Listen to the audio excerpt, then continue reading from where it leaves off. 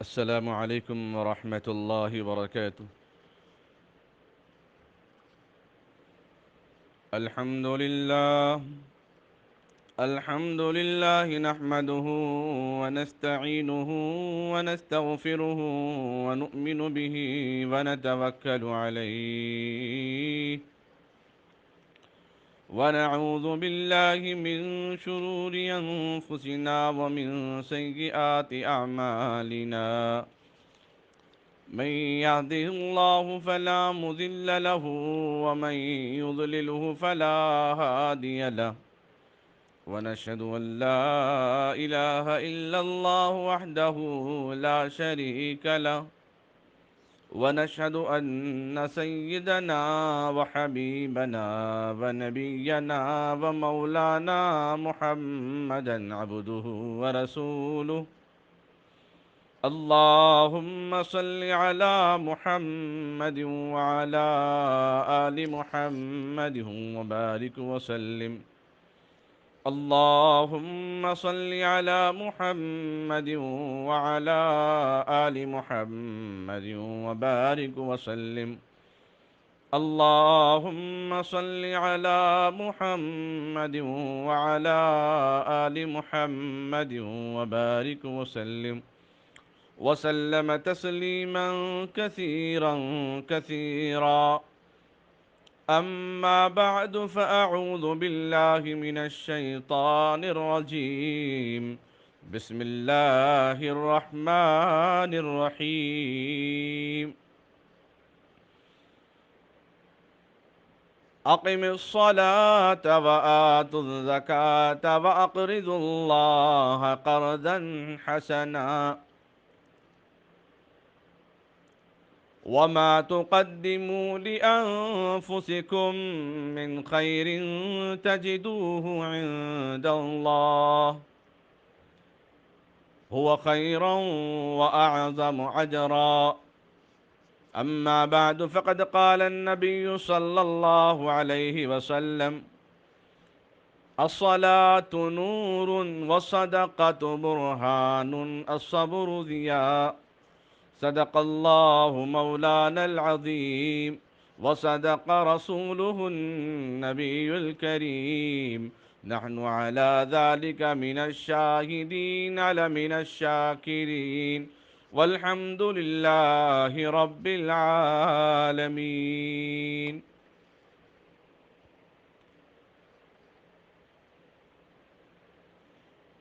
قابل قدر بزرگوں، عزیز نوجوان ساتھیوں، پردہ نشین ماں اور بہنوں،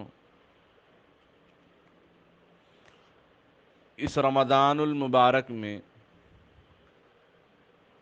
اور غیر رمضان میں بھی حقوق اللہ، حقوق العباد دونوں عبادتیں ضروری ہیں۔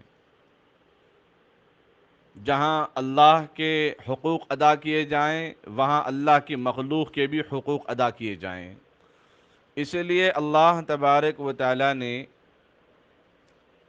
زکوٰۃ کو بنی الاسلام علی خمسین میں رکھا ہے، اسلام کی بنیادی چیزوں میں رکھا ہے: کلمہ، نماز، روزہ، زکوٰۃ، چوتھے درجے پر۔ چونکہ رمضان المبارک میں عام طور پر زکوٰۃ نکالنے کا معمول ہے، اس لیے مناسب معلوم ہوا کہ میں آپ حضرات کے سامنے اس سلسلے میں کچھ اہم باتیں عرض کروں۔ قرآن کریم کی تعلیمات، نبی کریم صلی اللہ علیہ وسلم کی احادیث مبارکہ سے یہ بات کھل کر سامنے آتی ہے: اسلام کی نظر میں انسان دنیا کے مال و اسباب کا نہ خود اصل کا مالک ہے اور نہ محض اپنی ذاتی اختیار سے دنیاوی دولتوں کو اکٹھا کرنے کا اختیار رکھتا ہے۔ اسلام یہ بتانا چاہتا ہے کہ سارے اسباب کی باغ دوڑ اللہ رب العزت کے ہاتھ میں ہے۔ جس طرح آپ دیکھ رہے ہیں لوگ اپنے اپنے دکان چلانے، فلاں فلاں کام کرنے، عید سے 3 دن پہلے اپنی اپنی دکانوں میں سٹاک جمع کر کے رکھ لیا، لیکن کیا ہوا؟ جب خدا نہ چاہے تو کچھ نہیں ہو سکتا۔ وہ جس کو چاہے رزق سے نوازے، جس کو چاہے کنگال بنا دے۔ اس کی مرضی کے بغیر نہ تو کوئی مالدار بن سکتا ہے، نہ کسی کی مالداری کو کوئی چھین سکتا ہے۔ اللہ تبارک و تعالیٰ قرآن کریم میں فرماتے ہیں اللہ یبسط الرزق لمن یشاء ویقدر، اللہ کشادہ کرتا ہے روزی جس کو چاہے تنگ کرتا ہے۔ بہرحال مالداری اور تنگ دستی محض اللہ کے اختیار میں ہے۔ مالداروں کو اپنی دولت پر گھمنڈ کرنے، غرور کرنے کا قطعاً اجازت نہیں ہے، حق نہیں ہے۔ اللہ تعالیٰ چاہے تو انہیں ایک لمحے میں نان شبینے کا محتاج بنا سکتا ہے، ایک روٹی کا محتاج بنا سکتا ہے۔ اب ہر مسلمان کو خصوصاً یہ حقیقت پیش نظر رکھنی چاہیے، اسے جو کچھ بھی دولت ملی اس کا اصل مالک وہ خود نہیں ہے بلکہ اللہ مالک ہے، حقیقی ہے۔ اس نے محض اپنے فضل و کرم سے ہمیں اپنی ملکیت میں بطور تصرف کرنے کا، خرچ کرنے کا ہمیں حق دیا ہے۔ جب اللہ ہی اس کا مالک ہے، اس کی قدرت کی بنا پر ہمیں یہ نعمت اللہ تبارک و تعالی قدرت کی نعمت پر ہمیں میسر آئی ہے، تو اگر وہ اپنے بندوں کو یہ حکم کرتا ہے کہ اپنا سارا مال اللہ کی راہ میں لٹا دیں، تو ہمیں شکایت یا اعتراض کا کوئی موقع نہیں تھا، کیونکہ اس چیز کا وہ جہاں جتنی چاہے خرچ کرے۔ مگر یہ بھی اس کا فضل ہے، اس نے جہاں ہمیں خرچ کرنے کا حکم دیا وہاں پورا مال نہیں بلکہ کچھ حصہ خرچ کرنا ضروری قرار دیا ہے۔ سمجھ میں آ رہی بات؟ کچھ حصہ خرچ کرنے کا اللہ تبارک و تعالیٰ نے حکم دیا ہے، پورا مکمل مال خرچ کرنے کا بھی اللہ تبارک و تعالیٰ نے حکم نہیں دیا۔ تو اللہ تبارک و تعالیٰ نے کیا فرمایا قرآن کریم میں؟ نماز قائم کرو، اقیم الصلاۃ وآتوا الزکاۃ، نماز قائم کرو، زکوٰۃ ادا کرو، اللہ کو قرض حسنہ دو، جو کچھ اپنے لیے بھلائی کر کے آگے بھیجو گے اللہ کے یہاں محفوظ پاؤ گے، یہی بہتری اور بہت بڑا اجر ہوگا اللہ کے یہاں۔ پہلی بات تو یہ کہ بندہ اپنے رب کے ساتھ گہرا تعلق بنائے۔ دوسری بات یہ ہے کہ بندے کا مخلوق خدا کے ساتھ بھی گہرا تعلق ہو۔ جو باتیں میں نے پہلے کہی، ایک ہے حقوق اللہ، دوسرا ہے حقوق العباد۔ جہاں تک پہلی بات کا تعلق ہے وہ ہے نماز سے حاصل ہوتی ہے حقوق اللہ، اللہ کے حقوق نماز سے حاصل ہوتی ہیں، روزے سے حاصل ہو جاتا ہے، کیونکہ نمازی آدمی کے بندے کو اپنے رب کا حقیقی قریبی ہونا قرب عطا فرماتی ہے، جیسا کہ ارشاد ربانی ہے وَاسْجُدْ وَاقْتَرِب، سجدہ کر اور اللہ سے قرب حاصل کر، اللہ سے قریب ہو جا۔ سجدہ اپنے معبود سے بندے کو انتہائی قریب کرتا ہے۔ جب بندہ سجدے میں جاتا ہے نا، دنیا کی کوئی چیز اتنے قریب نہیں جب بندہ سجدے میں جاتا ہے جو اللہ کی اتنا قریب ہو جاتا ہے۔ کوئی ماں، کوئی باپ، کوئی بھائی، کوئی معشوقہ، کوئی اس کے دل کے قریب نہیں ہے۔ جب بندہ سجدے میں جاتا ہے اللہ اس سے اتنا قریب ہوتے ہیں۔ اس لیے نماز بندے اور مولا کے درمیان حقیقی دوستی، محبت کا ذریعہ ہے۔ جب نماز کے اندر پختگی ہوگی اور اس کے ذریعے اپنے خالق سے صحیح تعلق پیدا ہو جائے گا، اس بات کا تقاضا کرتا ہے کہ خالق کے تعلق کے ساتھ اس کے مخلوق سے بھی تعلق ہونا چاہیے۔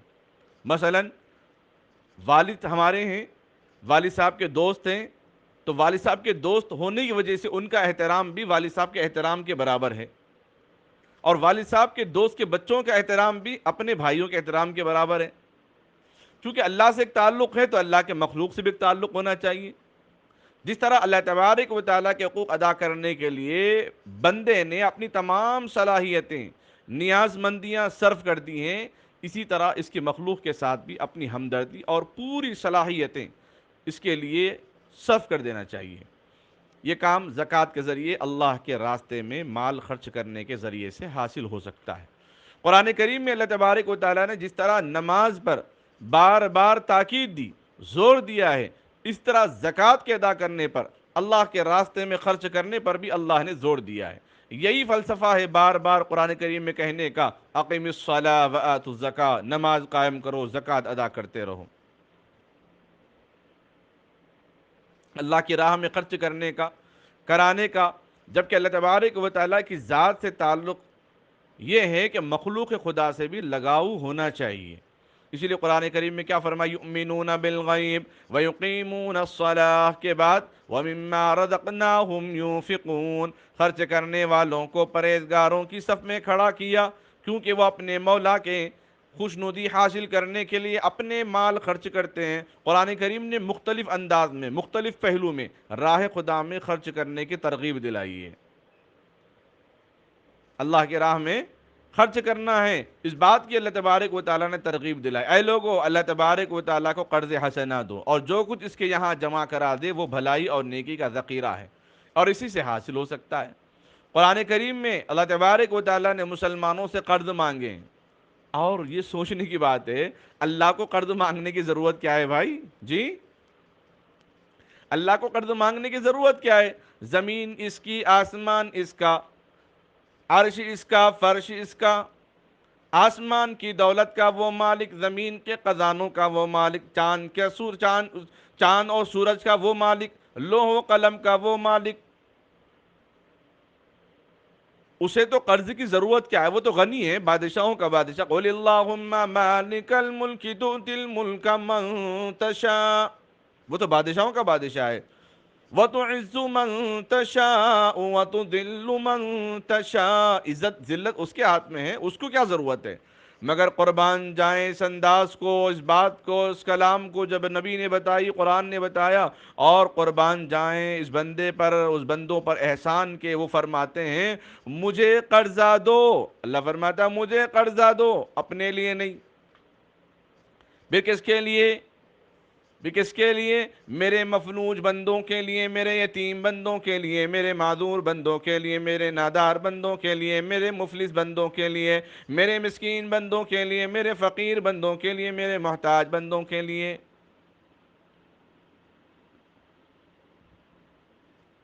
غریبوں کو دینا گویا مجھ کو دینا ہے، میرے بندوں پر رحم کرنا میری رحمت کو لوٹنا ہے، ان کو کپڑے پہنانا میری مسرتوں کا، میرے خوشیوں کا باعث ہے، ان کے بال بچوں کی حفاظت نگہداشت کرنا میری رحمتوں شفقتوں کو لوٹنا ہے۔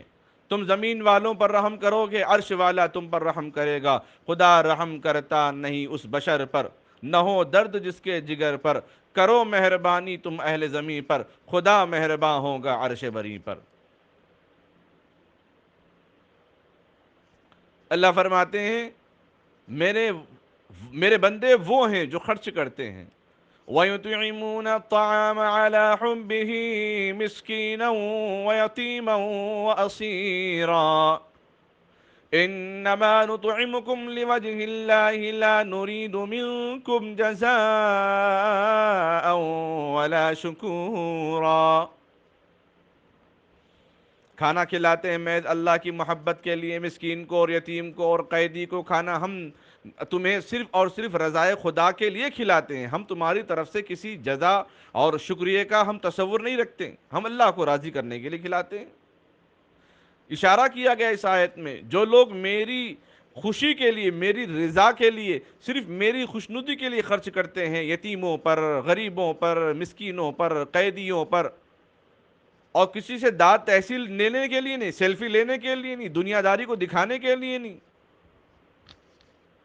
ایک مسئلے کی وضاحت میں ضروری سمجھتا ہوں۔ نوجوانوں، اللہ تعالیٰ ان ارشادات میں اپنے بندوں کو، اپنے بندوں پر رحم کرنے کی اور ان کی غربت اور افلاس کو اپنے ہاتھوں سے ہٹانے کی ترغیب دے رہا ہے، تاکہ معاشرہ کھاتے پیتے افراد اپنی نعمتوں میں خدا کے غریب بندوں کو بھی شریک کریں۔ یہ سب سے پہلے اس غلط فہمی کو ہٹا لیں۔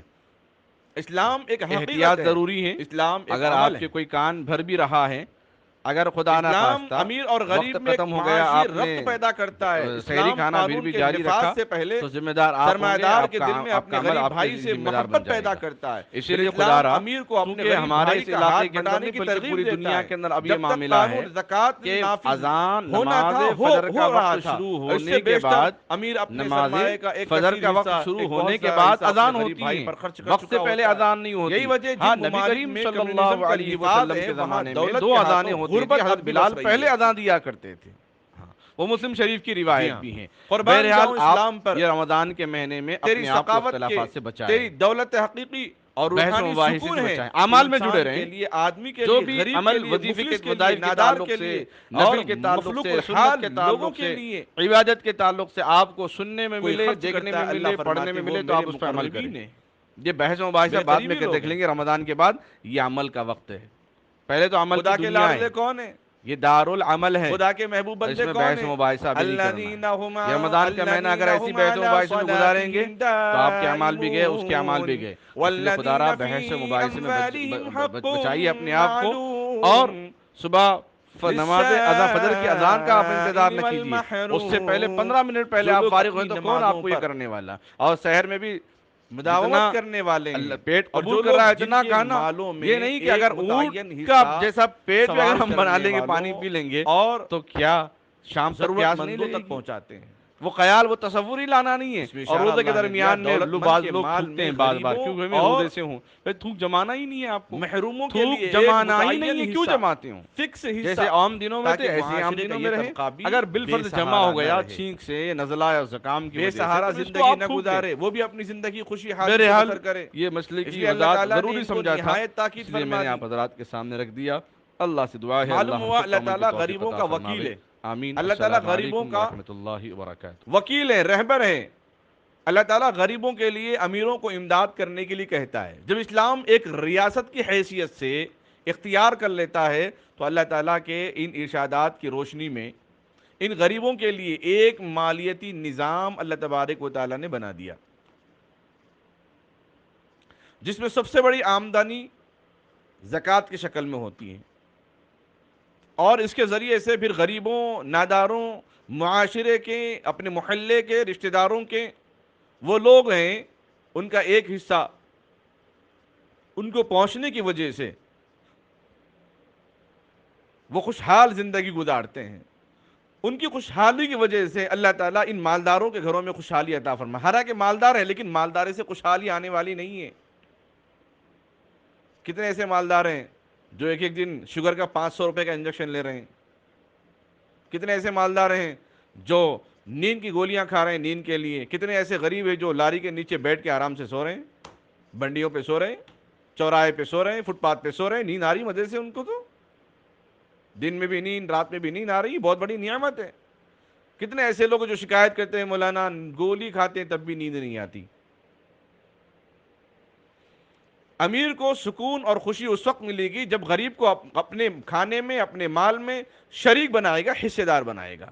اسی لیے زکوٰۃ امیر غریب اور خدا رسول کے درمیان، بندے کے درمیان رابطے کی حسین لڑیاں، حسین کڑیاں قائم کر دیے۔ اللہ اکبر، سبحان اللہ۔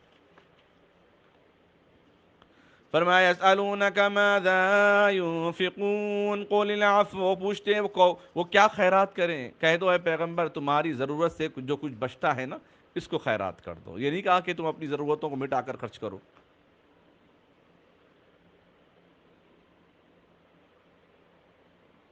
یہ دنیا بھر کے معاشی نظام چلانے والوں کو ہمارا ایک چیلنج ہے۔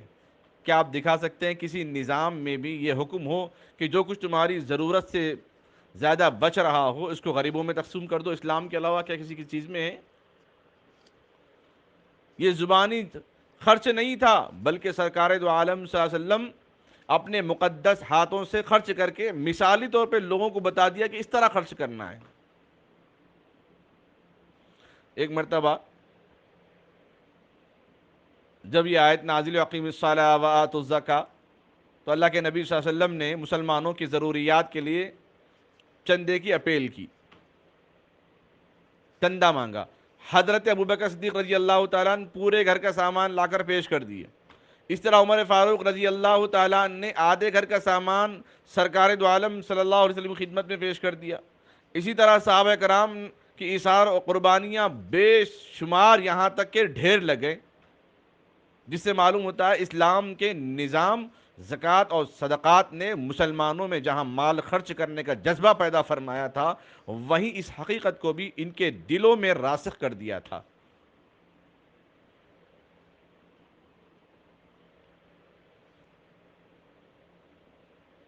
اللہ نے فرمایا یا ایہا الذین آمنوا انفقوا من طیبات ما کسبتم ومما اخرجنا لکم من الارض، اے مسلمانوں اپنی کمائی میں سے کچھ اچھی چیزیں اور جو ہم تمہارے لیے زمین سے پیدا کر دیں اس میں سے کچھ خیرات کر دو۔ مسلمانوں نے اس کی تعمیل میں خرچ کیا۔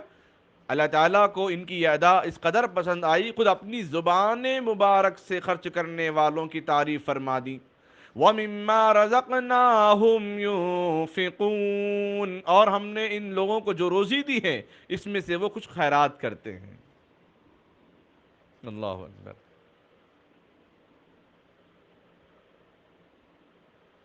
یہ زکوٰۃ کے معنی کیا ہے؟ زکوٰۃ کے معنی پاک کرنا ہے۔ روزے کے معنی گناہ، رمضان روزے کے معنی گناہوں کو جلانا ایک معنی میں اپنے آپ کو بچانا ہے۔ زکوٰۃ کے معنی پاک کرنا ہے مال کو۔ فَأَمَّا مَنْ أَعْطَىٰ وَاتَّقَىٰ وَصَدَّقَ بِالْحُسْنَىٰ فَسَنُيَسِّرُهُ لِلْيُسْرَىٰ، بس جس نے خدا سے ڈرا اور اچھے انجام کو سچ مانا، اس کے لیے ہم راہیں کھول دیں گے، اس کے لیے آسانی کی۔ مَثَلُ الَّذِينَ يُنْفِقُونَ أَمْوَالَهُمْ فِي سَبِيلِ اللَّهِ كَمَثَلِ حَبَّةٍ أَنبَتَتْ سَبْعَ سَنَابِلَ فِي كُلِّ سُنبُلَةٍ مِّائَةُ حَبَّةٍ وَاللَّهُ يُضَاعِفُ لِمَن يَشَاءُ وَاللَّهُ وَاسِعٌ عَلِيمٌ۔ ان لوگوں کی مثال جو اللہ کے راستے میں اپنے مال خرچ کرتے ہیں ایسی ہیں جیسے ایک دانہ ہو جو اگائے 7 بالیاں، جس کی ہر بالی میں 100 دانے ہوں، اور اللہ جس کے لیے چاہتا ہے بڑھاتا ہے۔ اللہ بڑی سماعی والا، بڑا سننے والا، بڑا علم والا ہے۔ اور ایک مقام پہ فرمایا مَثَلُ الَّذِينَ يُنْفِقُونَ أَمْوَالَهُمُ ابْتِغَاءَ مرضات اللہ وتثبیتا من انفسکم، ان لوگوں کی مثال جو اپنے مال خرچ کرتے ہیں اللہ کی رضا جوئی کے لیے، اپنے دل کو جمانے کے لیے۔ اپنے دل کو جمانے کے لیے مطلب یہ ہے کہ اپنے دل کی خواہشات کے وہ اپنے مال اس لیے خرچ کرتے ہیں کہ ان کے لیے خدا کے احکام کی تعمیل ہے، اور اس میں قرآنی احکام ہے، اس مقصد سے وہ اپنے مال خرچ کرتے ہیں۔ اللہ فرماتے ہیں اس کا صلہ میں دوں گا۔ ان کو اللہ اپنی مغفرت سے، اپنے فضل سے نوازتے ہیں، اور ساتھ ہی ان کو حکمت کا وہ خزانہ بھی عطا فرماتا ہے جو کبھی ختم ہونے والا نہیں۔ زکوٰۃ مال کو پاک کرتی ہے، جو میں نے کہا تھا خُذْ مِنْ أَمْوَالِهِمْ صَدَقَةً تُطَهِّرُهُمْ وَتُزَكِّيهِمْ بِهَا، سورۃ توبہ کی آیت ہے۔ اے میرے محبوب ان کے مال میں سے صدقہ زکوٰۃ اصول کرو، اس کے ذریعے سے تم ان کو پاک و صاف کر سکو۔ اس کی ادائیگی سے، زکوٰۃ کی ادائیگی سے اللہ مال کو پاک کرتے ہیں، اس کی حفاظت فرماتے ہیں۔ پہلے پیغمبر نے عقیدہ پاک کیا، ماحول پاک کیا، پھر یاروں کو پاک کیا، پھر ازواج مطہرات کو پاک کیا، پھر مکہ مکرمہ کو بتوں سے پاک کیا، جی، پھر فضائے مدینہ کو پاک کیا۔ اب حکم ہوتا ہے ان کے مال کو بھی پاک کر دیا جائے، کیونکہ پاکیزہ مال ہی عبادت میں حلاوت پیدا کرتا ہے۔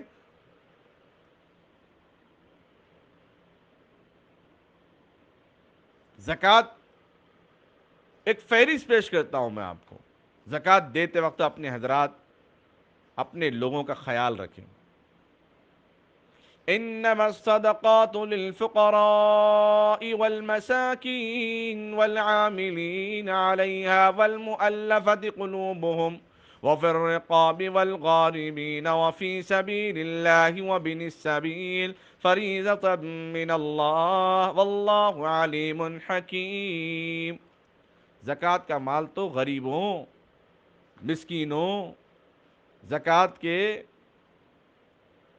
اور جو حاملین زکوٰۃ ہے، زکوٰۃ اٹھانے والے، لانے والے، لے جانے والے، کام کرنے والوں کو، اور ان کے لیے جن کے دلوں کو اسلام کی طرف بلانا ہے، اور غلاموں کو چھڑانے میں، قیدیوں کو چھڑانے میں جو تاوان بھرے وہ خدا کی راہ میں، اور مسافر کے لیے یہ خدا کی طرف سے ٹھہرا ہوا ہے۔ خدا جاننے والا، حکمت والا ہے، اس لیے اس کی تقسیم حکمت اللہ تبارک و تعالیٰ نے قرآن کریم کے اندر بیان فرمائی کہ زکوٰۃ کس کو دیں۔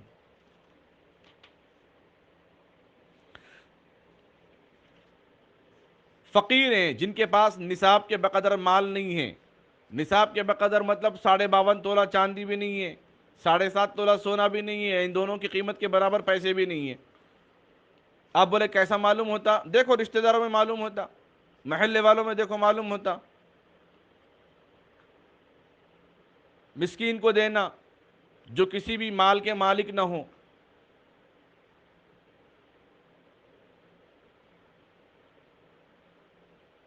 ایسے غلام جو اپنی آزادی کے لیے مدد کے طالب ہوں ان کو دو، ایسے قرض دار جن کو قرض سے آزادی کے لیے بچانے کے لیے، جبکہ ان کے پاس اپنی ذاتی ملکیت بھی نہیں ہے، ان کے ذاتی گھر نہیں ہے، ذاتی کوئی سامان نہیں ہے، ان کو دے سکتے ہیں۔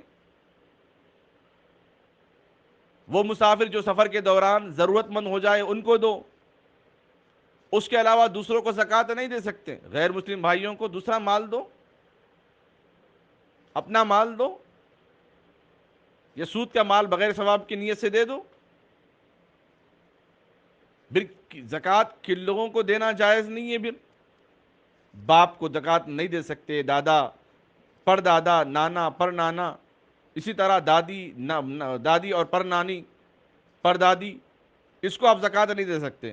لڑکے، لڑکیاں، پوتے، نواسے، نواسیوں کو زکوٰۃ نہیں دے سکتے، اپنے مال میں سے ان کو حصہ شریک رکھنا ہے۔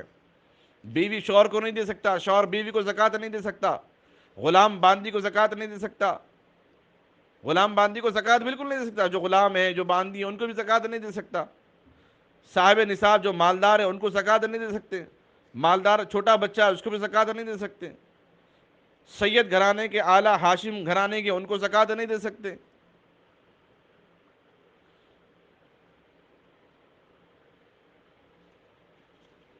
زکوٰۃ سب سے پہلے اپنے جو رشتہ دار ہیں ان کو زکوٰۃ دیں۔ آپ بولیں گے اس کو تو بہت چڑھی ہوئی، اس کو کیوں دینا؟ آپ اللہ کو راضی کرنے کے لیے دے رہے ہیں۔ زکوٰۃ جب اپنے گھر والوں کو دیں گے تو دوہرا ثواب ملے گا، ایک زکوٰۃ ادا کرنے کا، دوسرا اپنے رشتہ داری کا حق ادا کرنے کا۔ اس سے بڑی بات کیا ہے؟ میں ایک رائے آپ اظہار خیال میں آپ کے سامنے رکھتا ہوں جو ہمارے اساتذہ نے ہمیں بتائی ہے۔ اپنے محلے والوں کا، اپنے رشتہ داروں کا پہلے خیال رکھو، اپنے پڑوسیوں کا، محلے والوں میں جو غریب ہے ان کا خیال رکھو۔ زکوٰۃ کی رقم مسجد میں نہیں دی جا سکتی، صدقے کی رقم مسجد میں نہیں دی جا سکتی، ہاں مدارس میں زکوٰۃ خرچ کرنے میں دوہرا ثواب ملے گا، ایک زکوٰۃ ادا کرنے کا، دوسرا علم کو پھیلانے کا، علم کو عام کرنے کا، علم کی حفاظت کرنے کا ثواب ہے، اس میں ثواب جاریہ بھی ہے۔ رمضان المبارک میں چونکہ ہر فرض عبادت کا ثواب 70 گنا بڑھایا جاتا ہے، اس لیے رمضان میں زکوٰۃ دینے میں انشاءاللہ 70 گنا ثواب زیادہ مل جاتا ہے۔ لیکن اس کا مطلب یہ نہیں کہ زکوٰۃ صرف رمضان میں دیں، اس کے علاوہ نہ دیں، اس کے علاوہ بھی آپ کو زکوٰۃ دینا ہے، اس کا آپ اہتمام کریں۔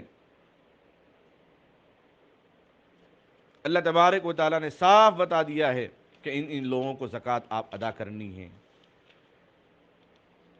گھر کے جو سامان ہے اس پر زکوٰۃ نہیں، مثلا مثال کے طور پر رہنے کا گھر ہے، استعمال کے کپڑے ہیں، چادریں ہیں، فرش وغیرہ ہیں، گھر کا ساز و سامان ہے، فریج ہے، کولر ہے، واشنگ مشین ہے، جی، اور سواریاں ہیں، گاڑیاں ہیں، موٹر ہیں، غلام ہیں، باندیاں ہیں جو خدمت پر مامور ہیں، اپنی حفاظت کے لیے رکھے گئے ہتھیار ہیں، یا سواریاں ہیں، گھر میں رکھا ہوا کھانے پینے کا ذخیرہ ہے، سجاوٹ کے برتن ہیں، ہیرے جواہرات پہ زکوٰۃ نہیں ہے، سونا چاندی پہ زکوٰۃ ہے، مطالعے جو کتابیں وغیرہ رکھی ہوئی تھیں اس پہ زکوٰۃ نہیں، مشین ہیں، کارخانے ہیں، فیکٹریاں ہیں، اس کے اوپر زکوٰۃ ہے، اس سے جو نفع ملتا ہے اس کے اوپر زکوٰۃ ہے۔ تجارت کے نیت سے اگر کوئی مکان خریدا، زمین خریدا تو اس کے اوپر زکوٰۃ ہے، اگر بزنس کے نیت سے گھر نہیں خریدا، زمین نہیں خریدا بلکہ اپنے لیے رکھا تو اس کے اوپر زکوٰۃ نہیں ہے۔ خریدتے وقت پختہ ارادہ نہیں تھا کہ میں بیچنے کا ارادہ نہیں ہے، کوئی چیز استعمال کے لیے خریدا، ساتھ میں یہ نیت تھی کہ نفع ملے گا تو بیچوں گا ورنہ رہنے دوں گا، اس پر زکوٰۃ واجب نہیں۔ جی ہاں، کتنی سہولتیں اللہ تبارک و تعالیٰ نے عطا فرمائی ہیں۔ اللہ فرماتے ہیں ان مفلسوں کو دو جو اللہ کی راہ میں اٹک رہے ہیں، زمین میں روزی حاصل کرنے کے لیے بھٹک رہے ہیں، چل پھر نہیں سکتے، نادان ہیں، ناواقف ہیں، ان کے نہ مانگنے کی وجہ سے ان کو بے احتیاط سمجھتے ہیں، تم ان کو ان کے چہروں سے پہچانتے ہو، وہ حاجت مند ہیں، وہ لوگوں سے وہ لپک لپک کر نہیں مانگتے۔ سرکار دو عالم صلی اللہ علیہ وسلم نے بھی اس کی تاکید فرمائی. آپ نے ارشاد فرمایا مسکین وہ نہیں جو ایک دو لقمے پر ایک دو لقمے لے لیا پھر دوبارہ واپس آ کے تم سے سوال کرنے لگا. صحابہ نے دریافت کیا پھر کون مسکین ہے؟ ارشاد ہوا وہ جس کو حاجت ہے لیکن اس کو پتہ نہیں چلتا وہ کس سے مانگتا پھرے، وہ کس سے مانگے. قرآن کریم کے اندر جو 8 جگہوں پر اپنے مال کو خرچ کرنے اور اس کو بھلائی کا ذکر فرمایا ہے، جیسے فقیر، مسکین، وہ تمام حاجت مند لوگ ہیں جو اپنی محنت وہ اپنی کوشش سے اپنی روزی کمانے کی طاقت نہیں رکھتے. جیسے بوڑھا آدمی ہے، لنگڑا ہے، لولا ہے، مفلوج الحال ہے، کوڑی بیماری میں مبتلا ہے، وہ محنت نہیں کر سکتے، مگر موجودہ حالات میں دین ملت کے کسی ایسی ضروری خدمت میں مصروف میں وہ اپنی روزی کمانے کی فرصت نہیں پاتے. جیسے وَالْعَامِلِينَ عَلَيْهَا، یعنی اس کی طرف صدقے کی رقم وصول کرنے کا کام کرنے والا جو ذمہ دار ہوتا ہے، اس میں بھی اپنے کام کی اجرت وہ پا سکتا ہے. مؤلفۃ القلوب، جن کی تعلیف قلوب کی جائے، یعنی فرمایا اس میں وہ لوگ داخل ہیں جن کو ابھی اسلام کی طرف مائل کرنا ہے یا جن کو اسلام کی طرف مضبوط کروانا ہے، ایسے اداروں کو بھی آپ رقم دے سکتے ہو. پھر رقاب، یہ سب چیزوں کو اللہ تبارک و تعالیٰ نے بیان فرمایا ہے. ملت اسلامیہ کے ہونہار نوجوان ساتھیوں، پردہ نشین ماں بہنوں، یہ رہی زکوٰۃ کی بات. اور صدقات کا بھی اہتمام کرنا ہے. صدقات سے اللہ تبارک و تعالیٰ بلاؤں کو ٹال دیتے ہیں. ایک صحابی فرماتے ہیں یا رسول اللہ کون سا مال اللہ کی راہ میں دیں؟ قرآن کریم کی آیت نازل 4 پر لَن تَنَالُوا الْبِرَّ حَتَّىٰ تُنفِقُوا مِمَّا تُحِبُّونَ، جو تمہارے نزدیک سب سے زیادہ پسندیدہ مال ہے نا وہ اللہ کی راہ میں دو. اللہ اکبر. ایک صحابی کو کچھ پیسوں کی ضرورت تھی، وہ اللہ کے نبی علیہ السلام کے پاس گئے، کہنے لگے یا رسول اللہ کچھ پیسوں کی ضرورت ہے. تو اللہ کے نبی علیہ السلام نے ایک پرچی لکھوائی، فرمایا جاؤ عثمان غنی کے پاس. اب وہ مدینہ گئے، سب جھوپڑیاں دکھائی دے رہی. تو پوچھے عثمان غنی کہاں ہے؟ فرمایا وہ جھوپڑی میں رہتے ہیں. اب ان کو بھائی مجھے تو دینار کی ضرورت ہے اور یہ دینے والے جھوپڑی میں رہتے ہیں تو کیا دیں گے؟ بہرحال نبی کا حکم ہے، چلو چلتے ہیں. چلے گئے. کال ویل کا زمانہ نہیں تھا، دستک دینے گئے. گھر میں عثمان غنی اپنی بیوی کو آواز سے بول رہے تھے تم نے چراغ کی بتی کیوں بڑھائی؟ تم نے جی چراغ کی بتی کیوں بڑھائی؟ اب یہ سن کر وہ صحابی واپس جانے لگے، بھائی جو آدمی اپنی بیوی سے چراغ کی بتی کے بارے میں سوال کر رہا ہو وہ میرا کیا تعاون کرے گا، میری کیا مدد کرے گا. واپس جا رہے تھے، پھر دل میں خیال آیا کہ بھائی فرمان نبی ہے، نبی کا پرچہ ہے، نبی کا مہر ہے، نبی کا اسٹامپ مارا ہوا ہے، چلو دیکھتے ہیں آزمائیں گے. واپس گئے، دستک دی اور دروازہ کھولا. عثمان غنی رضی اللہ تعالیٰ نے پوچھا کہ السلام علیکم. السلام، کیا بات ہے؟ بیٹھ گئے. فرمایا پرچی دے دی اور اندر گئے. ان کو ضرورت تھی 500 دینار یا درہم کی.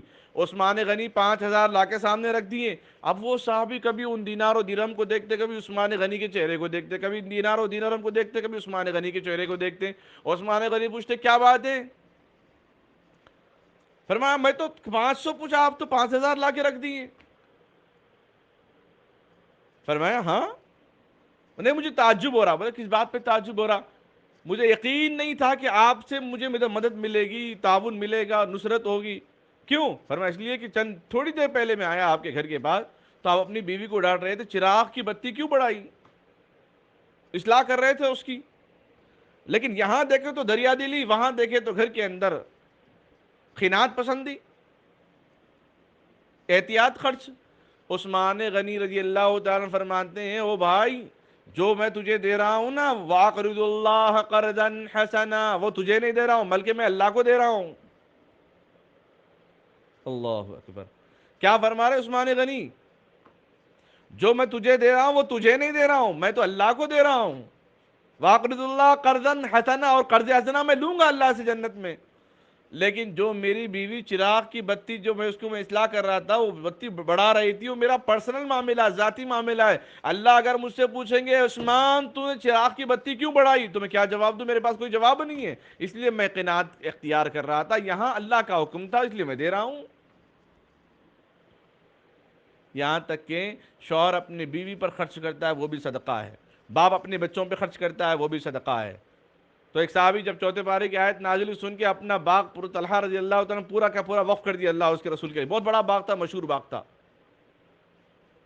اللہ کے نبی علیہ السلام کیا کرے, آدھا ان کے بچوں میں تقسیم کرے, بال بچوں میں, اور آدھا بیت المال میں جمع کر کے کچھ غریبوں میں تقسیم کر دی.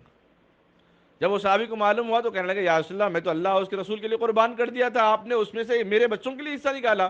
تو آقا صلی اللہ علیہ وسلم فرماتے ہیں اپنے بچوں پر خرچ کرنا بھی صدقہ ہے. اللہ اکبر. اب اندازہ لگائیے, ایک باپ اپنے بچوں کی دنیا میں آنے سے پہلے جب بیوی حاملہ ہے تب سے وہ اپنی بیوی کو لے کے پھر رہا ہے.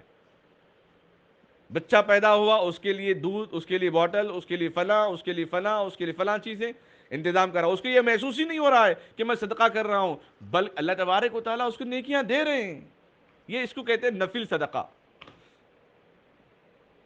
واجب صدقہ وہ ہوتا ہے جو ہم ارادہ کرتے ہیں, اگر ایسا کام ہو جائے تو میں ایسے اتنے روپے یہاں پہ دے دوں گی, ایسا کام ہو جائے تو میں یہاں پہ کنواں کھدواؤں گی, میں یہاں پہ ایسے یہ کام ہو جائے تو مسجد ایسے بنوا دوں گی, یہاں پہ یہ کام ہو جائے, ایسے ارادہ کر لیا تو وہ واجب ہے. بقیہ جو ہم خرچ کرتے ہیں وہ نفل صدقات ہمیں اختیار ہے, جو چاہے دے سکتے ہیں. صدقہ بلاؤں کو ٹالتا ہے, صدقہ روشنی پیدا کرتا ہے دنیا اور آخرت میں. مصیبتوں کو اللہ تبارک و تعالیٰ اس سے حفاظت فرماتے ہیں. اس لیے جب بھی مصیبت آفت پڑے پہلے کچھ بھی رقم ہو, یہ ضروری نہیں ہے کہ آپ کو 10,000 ہی نکالنا ہے, 20,000 ہی نکالنا ہے. جو من میں آیا, آپ کی تنخواہ اگر 100 میں ہے تو روپے میں آپ صدقہ کریں, آپ کی تنخواہ 1000 میں ہے تو 100 میں آپ صدقہ کریں, اگر آپ کی تنخواہ لاکھ میں ہے تو ہزاروں میں آپ صدقہ کر لیں. آپ اپنی کیپیسٹی, اپنی استطاعت پہ خرچ کر لیں. صدقے میں کوئی پابندی نہیں ہے. زکوٰۃ میں ہاں البتہ پابندی ہے, 1000 میں 25 روپے آپ کو نکالنا ہے, 1,00,000 میں 2,500 آپ کو نکالنا ہے. اس حساب سے کل مال دیکھنا ہے. زکوٰۃ کل مال جمع کر کے دیکھ کے نکالنا ہے کہ بینک میں میرے پاس کتنا پیسہ ہے, گھر میں کتنا پیسہ ہے, 2, اور تیسرا سونا کتنا ہے, چاندی کتنا ہے, یہ سب دیکھ کے مال کتنا ہوا. مثلا 5,00,000 کا مال ہو گیا ہے, 1,00,000 میں 2,500 آپ کو نکالنا ہے, تو 2,500 اگر آپ نکالیں گے تو 5,00,000 میں کتنی زکوٰۃ ہو گئی آپ کی, 12,500 آپ کی زکوٰۃ ہو گئی. اس کو سمپل جو مثال ہے اس کو ذہن میں رکھ لیجئے آپ. جس کے پاس 1,00,000 ہے وہ 2,500 زکوٰۃ نکالے گا. اس کو ذہن میں رکھ لیجئے, آپ کے لیے آسانی ہو جائے گی. اگر زکوٰۃ تو نکالنا ہے, رقم موجود نہیں ہے, جب آپ کے پاس حاضر ہوگی تب آپ وہ رقم دے دیجیے, نکال کے دے دیجیے. زمین بیچنے کے لیے سے زکوٰۃ ادا کرنا, ابھی رقم موجود نہیں ہے, زمین بیچنے کے بعد اس میں سے نکال کے خرچ کر دیجیے. یہ مت سمجھیں ارے 1000 میں 25 روپے کم ہو جا رہے ہیں. اللہ تعالیٰ برکت دینے والا بھی اللہ ہے. اگر آپ کنجوسی کریں گے, اگر دینے والا اپنا ہاتھ روک لے تو کیا کریں گے پھر آپ. اس لیے خدا را حقوق العباد بھی ضروری ہے, حقوق اللہ بھی ضروری ہے. حقوق اللہ, اللہ کے حقوق ادا کرنا, حقوق العباد اللہ کے بندوں کے حقوق ادا کرنا ہے. اس لیے ہم ڈھونڈیں, ہم فکر کریں ایسی جگہ پر. احسان ہم نہیں کر رہے ہیں دینے کے بعد, احسان وہ لوگ کر رہے ہیں ہم پہ جو زکوٰۃ لے رہے ہیں. جی ہاں, وہ زکوٰۃ لیے تو ہمارا فریضہ ادا ہو رہا ہے, ہمارا مال پاک ہو رہا ہے, ہم مسلمان کہلائیں گے. زکوٰۃ کا انکار کرنا کفر میں شامل ہو جاتا ہے. اللہ اکبر. بہرحال میں آپ حضرات سے نہایت درد مندانہ گزارش کرتا ہوں, آپ اللہ کے دیے ہوئے مال سے زکوٰۃ اور صدقات ضرور ادا کرتے رہیں. اس سے انشاءاللہ آپ کے مال و دولت میں بھی اضافہ ہوگا, خدا اور رسول کی خوشنودی بھی آپ کو حاصل ہوگی, اور اللہ تبارک و تعالیٰ آپ کے مال اور آپ کی دولت کی بھی اللہ تبارک و تعالیٰ حفاظت فرمائیں گے. اللہ سے دعا ہے اللہ تعالیٰ ہم تمام امت مسلمہ کو کہنے سننے سے زیادہ عمل کرنے کی سعادت نصیب فرماوے, اور اللہ ہم سب کے والدین کو صحت و عافیت عطا فرمائے. جن کے والدین باحیات نہیں, اللہ ان کی مغفرت فرمائے, ان کے درجات کو بلند فرمائے. جو بیمار ہیں اللہ انہیں شفائے کاملہ عاجلہ مستمرہ دائمہ صادقہ نصیب فرمائے. جو پریشان حال ہیں اللہ ان کی پریشانی کو دور فرمائے. جو قرض میں ہیں اللہ ان کے قرض کو جلد سے جلد رہائی کی شکل, جلد سے جلد اے اللہ ان کے قرضوں کو ادا کرنے کی توفیق عطا فرمائے. جن لوگوں نے, بہت سارے لوگوں نے دعاؤں کی درخواست کی ہیں, جن لوگوں نے دعاؤں کے لیے کہا ہو یا لکھا ہو یا ان کا ہم پر حق ہو, ہر سب کے لیے اور عالم اسلام